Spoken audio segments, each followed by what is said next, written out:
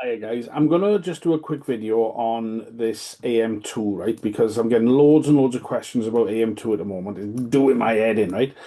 So look, basically, right, these are the way the NVQ works is in two ways, right? You've got the experience worker assessment, which is not actually an NVQ, it's an assessment, but that's another story, right?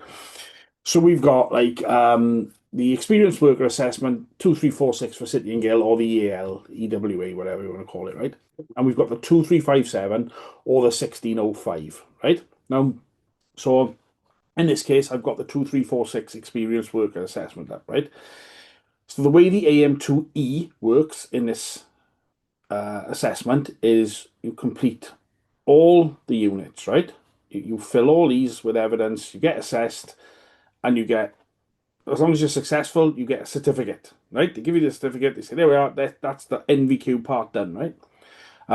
Or the experience worker assessment part done. You then take that certificate, you go to your AM2 centre, you give them that with all the other little bits and bobs they ask for, and then you book your AM2, and then you do your AM2E, right? So that's that, yeah? It's meant to be done within 18 months from start to finish, which I think is fucking ridiculous. But that's just on other people and other regulations. But anyway, I don't think it's enough time. But that's how it is, right? That's how TESP have laid it out, yeah. However, the other NVQ is the 1605 for EAL or the 2357 for City and Guilds, right? For this one, you do all your performance units. So these are called performance units, right? So you do all your units there. The unit names are different, but it's the same most different jockey, right? But you'll have one more unit on the 2357, and that's the AM2, right? So unit 399, which is AM2, right? Now, what you do with this one, you complete all your units and your assessments, but you won't get a certificate, right? But what you will get is all the units completed and a declaration from your training provider that those units have been completed. So once you've completed all the units apart from 399, which is the AM2, you can then book your AM2.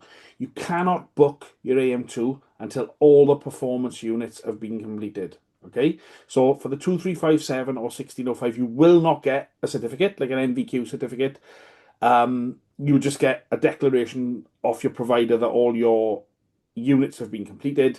You will then sit your AM2. So just to recap, 2346, you finish the assessment, you get a certificate, you take it to the AM2 centre, you sit your AM2E. 2357, you sit your performance units, you get a declaration off the training provider that you've done that. You go to your AM2 centre, you book your AM2, right? AM2E for experienced worker assessment, AM2 for 2357 or 1605. I hope that's been clear. I don't really know how I can put it any more clear. So